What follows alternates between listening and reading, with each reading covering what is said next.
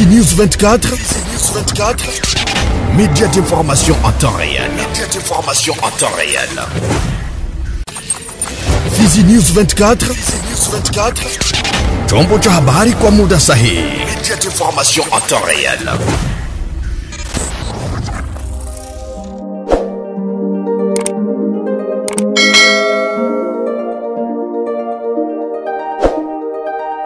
Ni furaha iliyoje mpenzi mtazamaji kukutana nawe mara tena katika taarifa zetu za habari. Kwa moyo mkunjufu na kukaribisha kuweza kufuata taarifa habari zetu. Baada ya korti kuu ya kijeshi nchini Jamhuri ya Kidemokrasia ya Kongo kutoa hukumu ya kifo dhidi ya Rais mstaafu Joseph Kabila Kabange Jumanne hii ya tarehe 30 Septemba 2025, hatimaye raia waibuka na maoni tofauti. Wakizungumza kwenye maiki, raia wa mji wa Baraka wamekuwa na maoni tofauti, huku wa mmoja wakiunga mkono hukumu hiyo, huku wengine wakiona hukumu hiyo kuwa haina maana yoyote. Mimi hiyo hukumu naona ni halali tena ni sahihi. Sababu gani? Mtu mstaafu wa nchi tena anajiunga pamoja na uasi, sio vitu vizuri, na korti kuu imefanya vizuri ahukumiwe, sababu mwingine tena akifanya hivyo kesho wa mhukumu. Ndiyo, tuliona watu wanatumiwa kwa makesi fulani na anapewa hukumu, na ile hukumu anapewa ile hukumu na anaonekana anapangiliwa na miaka yenye ataishi, na anaonekana sema anaingia mprezo. Sasa tunaona mtu mwenye anapewa hukumu atumtambue kama eko fasi gani ndani ya Kongo haiko. Sasa ule hukumu yake tunauliza, sasa hukumu ya ule mtu anapewa hukumu eko wapi kwa sasa hivi? Kumpatia mtu hukumu na kabla hajashikiliwa, kwa ngambo yangu mimi naona haina maana. Kufuatana na hukumu ambayo imetolewa kwa ajili ya rais wetu mstaafu, kwa kweli hii mambo iko yenye kutushangaza, sababu hatuelewi kama ni kitu gani ambacho kinasababisha rais kujikuta anaungana na maadui kwa miaka ambapo ametumika na kwa muda ambapo amefika kustaafu kama vile rais. Sasa hatukujua kama ni lengo gani lilisababisha yeye kufanya vile. Kwa nchi zingine hatuyaonaka mambo kama na haya, rais mstaafu kisha tena ajirudilie kujikuta kama anaunda chama kingine cha waasi kwa ajili tena ya kupindua Kongo ikuwe tena na jina lingine. Hiyo mambo inatushangaza sana. Ni lazima kabisa apate hukumu hata kama hajashikiliwa. Na upande wake Andre Biadunia Mashaka amesema kuwa hukumu ya kifo iliyotolewa dhidi ya Rais mstaafu Joseph Kabila nayo korti kuu ya kijeshi mjini Kinshasa sio halali, bali ni kutaka kupumbaza baadhi ya Wakongomani. Wakati ambapo maoni yanaendelea kutolewa baada ya hukumu ya Rais mstaafu Joseph Kabila, Andre Biadunia Mashaka hakubaki kimya juu ya swala hilo. Tumesikia hii procès nafanya polisi ya 5 mois na matokeo njoo ile imetombe, wanasema wanamkondane maisha yote, donc condamnation à mort. Wanamkondane alipe plus ya 30 milliards ya dollars na mabia yake itakuwa confisqué. Kesho tunajiuliza eske bakubwa ya Kongo wanajirapela kana benye balifanya na benye biko wanafanya. Kuko charte pacte yenye ilikuwa signé 1976 juu ya kuabolir peine de mort, na Kongo iko ilisigné moratoire ya kukubali ile, na depuis ce temps Kongo hayaweza kuexécuter mtu a partir ya mambo wali exécuter watu ni wakati ya Kabila le père, mais depuis ba Felix na wengine balikatala bata exécuter katena watu. Mais kuko vitu iko nafanya bienye vinajiapparente kwa ile pacte ya kutoko exécuter watu. Ça veut dire que condamnation ambayo wamekondane Kabila inaenda en dehors ya katiba kwa kipengele yake ya 215, article 215 yenye nasema kwamba maloi zenye ziko sur le plan international ziko na supremacy, yani ziko yulu ya maloi yenye liko lokal.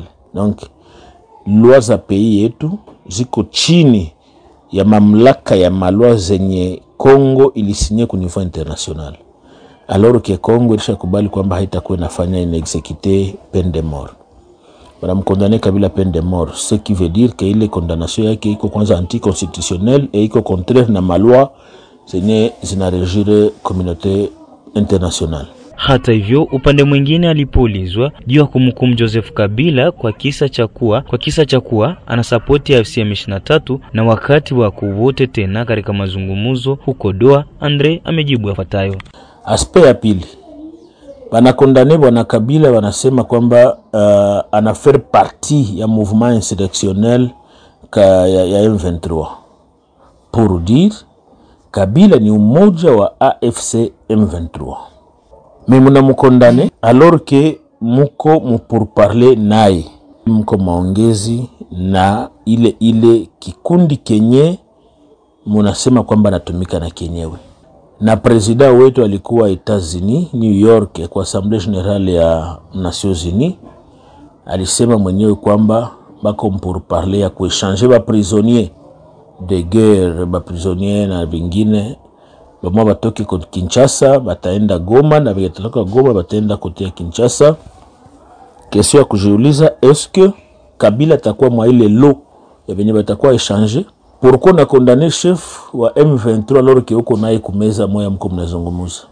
Ya tatu, pourquoi moment yenye tuko amo ya matractation, vita na mambo mengine tunaenda kufanya hii maaction ya charme, procès fantaisiste? Haiko njo procès ya kwanza. Bana kondana kavile bakamere banani kisha D3 mwa unasikia walikuwa libere. Meyeye Kabila haiko hata mpei kwa yake nje. Utamkuta wapi? Eske murenforcer kumpatia nguvu za kutafuta namna gani tanuire peuple congolais niko kwa este ya pays? Parce que wakati Kabila aliapparaître Goma, nilifanya interview nikasema kwamba Kabila kumba alikuwa anatudanganya. Yeye ndo alikuwa na nurire, ndo alikuwa anaweka M23. Alikuwa tudanganya kiko napigana nayo, kumbe ilikuwa ni kitu yake. Maintenant nataka kumwambia onekane wazi parce que msha mkondane na tena interemu yenu bitakuwa bikuwe. Nani atasubiri? Ni si ba Kueste, si ba Baraka, ba Fizi, ba Uvira, Mwenga, sibe tuko tunakufa mabeni nafasi nyingine. Biko Kinshasa kila siku wanatuambiaka vita iko ku 2000 km. Donc habituoni. Hii procès iko ya kuwa organiser leo wala kesho. Bangiacha kwanza ba récupérer ma entité zeneziko mikono ya M23, mu agression rwandaise, njo bakie ku organiser ma procès yabo. Mimi niko nawaza kwamba moma haikuwa favorable kwa kuorganize vile vitu parce que Kabila kula kwa mtamkuta. Na upande wa muundo wa FCC umetaja kutokuridhishwa na hukumu ya kifo iliyotolewa dhidi ya Rais mstaafu Joseph Kabila Kabange na kuomba sheria ifanyike kwa kesi inayomkabili rais huyo mstaafu ni ya kisiasa. Rais wa zamani wa Jamhuri ya Kidemokrasia ya Kongo Joseph Kabila Kabange, ambaye aliongoza nchi kuanzia mwaka 2021, ambaye aliongoza nchi kuanzia mwaka 2001 hadi 2019, alipokea adhabu ya kifo mbele ya korti kuu ya kijeshi ambayo ilimhukumu kwa makosa ya usaliti na kushiriki katika harakati za uchochezi. Familia yake ya kisiasa AFC inapiga kelele na kupinga kuna hukumu dhidi ya Kabila na kutaka haki ya nchi iweze kutawala. Kupitia taarifa Jumanne Septemba 30, siku ambayo uamuzi wa mkuu wa zamani wa serikali ulitolewa, FCC iliuliza swali ambalo inafafanua kama lisilo halali na kuwa na majuto kuhusiana na hukumu hiyo na kusema wako tayari kwa kupambana dhidi ya uamuzi wa korti kuu ya kijeshi. Kwa upande wa FCC, hukumu iliyotolewa baada ya uratibu usiokuwa halali tangu mwanzo wa kesi hadi mwisho na ambako hukumu imetamkwa dhidi ya kiongozi wa FCC sio tu kama mtu wa kawaida wala rais wa zamani wa jamhuri, pia ni juu ya nchi yenye haki, sheria na ushindi wote wa kidemokrasia uliopatikana wa mapambano makubwa ya raia wetu kwa karibu miongo miwili. Ndio sababu haikubaliki, na ni kupitia hivyo ndio maana itaendelea kupiganishwa kwa malengo mpaka haki ipatikane, kama tunavyosoma katika hati hii iliyosainiwa na Raymond Chibanda, mwenyekiti wa kimkakati wa FCC. Jukwaa hili la kisiasa la Joseph Kabila ambao liko uhamishoni linaamini kwamba uamuzi uliotolewa na mahakama kuu ya kijeshi umeamuriwa na yule ambaye amejivika mamlaka asiyopingika na ambaye amehimiza kuongoza nchi yetu vizuri na yenye thamani kwa woga kama inavyohakikishwa mara kwa mara, hasa kupitia mauaji ya Kilwa na kupitia wazalendo wenye itikadi kali kutoka Goma na kwingineko. Katika uamuzi wake, korti ya kijeshi ilitaja kutokuwa na wazifa wa kujaji baadhi ya madai dhidi ya Joseph Kabila. Inahakikisha kwamba uko Goma na Bukavu aliendesha mkutano halisi ili kuongoza uhasama, ambako alifanya ukaguzi katika vituo vya mafundisho vya waasi wa AFC M23 na alikuwa mkuu wa harakati za waasi ambazo zinajulikana nchini tangu waasi wa Mutebusi. Korti inamchukulia kama mkuu wa AFC M23. Kuhusu mijadala kutokana na utaifa wake, upande wa wakilishi wa umma ima parti civile imemtaja Joseph Kabila kama mwenye asili ya Rwanda. Korti ilitangaza kuwa ikutoa uamuzi juu ya swala hili. Ilielekeza maombi haya kwa serikali na kubainisha kuwa itaamuru tu kwa utu wake. Korti kuu ya kijeshi pia ilikataa ombi la unyang'anyi wa mali ya Joseph Kabila iliyotakwa na mkaguzi mkuu wa FRDC. Na kwengineko ni uko Uvira ambao kazi za kuweka lami au gudro ndani ya barabara namba 5 ya taifa zinaendelea vema mjini Uvira licha changamoto zimoja za mita 30 upana kutokuenea katika eneo zimoja, na hivyo kuzusha tishio kati ya baadhi ya wamiliki wa nyumba na kampuni inayotekeleza mradi huo. Kwa Emmanuel Abedi, mratibu wa vuguvugu Machozi ya Raia mjini Uvira, ameanza hapa kuonyesha namna harakati zinavyofanyika. Nawaza kwamba Uvira tuko na barabara mbili ambazo kwa mwako ya construction, na zile barabara mbili huko RN5 na RN30. RN30 inakamata Rome kwa Uvira mpaka kule chini kwa frontier. Nyingine inaanza kuromboka Uvira tena mpaka kuporo ya Kalungu. Ni sababu nyingine ambazo zitapata marshi ya kufanya ile kazi. Na fikiria kwamba RN5 umwe inaonyesha pembeni mzuri kwa na RN30. Ni umwe tangia walianza kuonekana sura kama ya kuonyesha barabara nzuri ya bieta kana Uvira. Na sasa deja bombo make deja bashanza deja tia ile kolo kolo itakamacha gudro na kutia deja ni maseparatere barabara ukauliza kwa barabara 4 band, donc dès kupanda dès kushuka. Alors kuko wataonekana ndema yenga kidogo kunivyo ya Mulongwe na espace zimwazimwaza huko Kalungu na pa kumonima para poro na ya no SP ile 30 metres. Na namna kitu kwa jengo la kerege souvent tuko tunapale mama remarque kitu kwa jenga manane mwenye respect peut-être na kitu mwa inaonekana. Donc premier constat kwanza ni sécurité ni comme Uvira pour le moment haiko stable.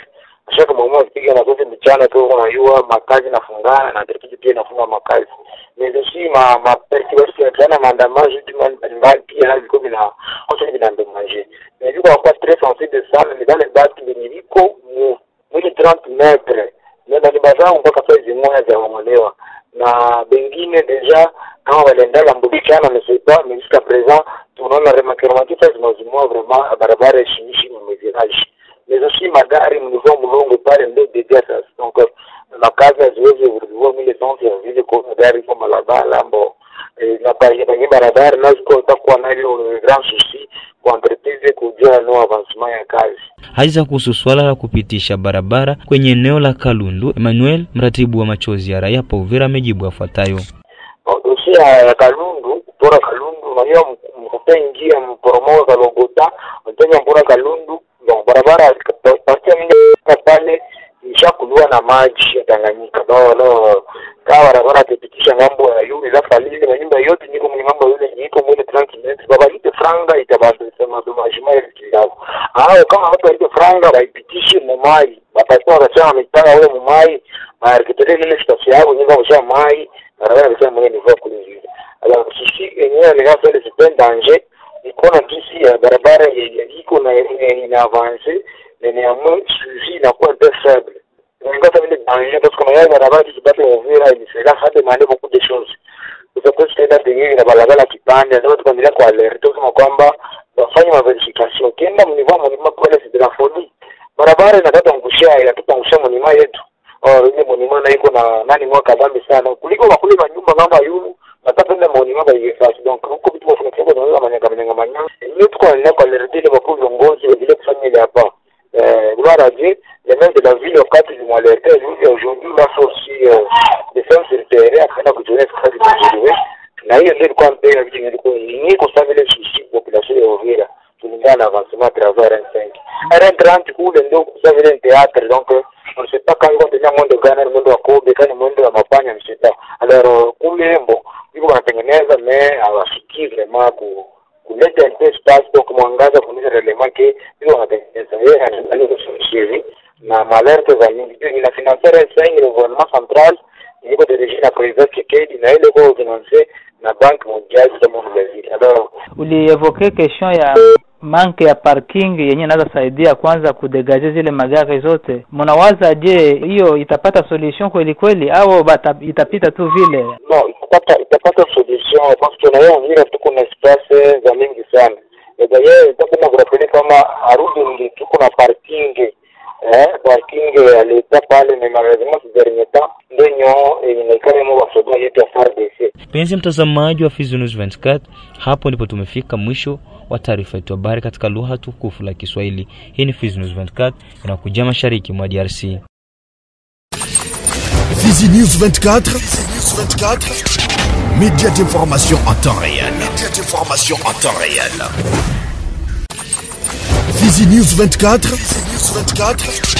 chombo cha habari kwa muda sahihi. Média d'information en temps réel.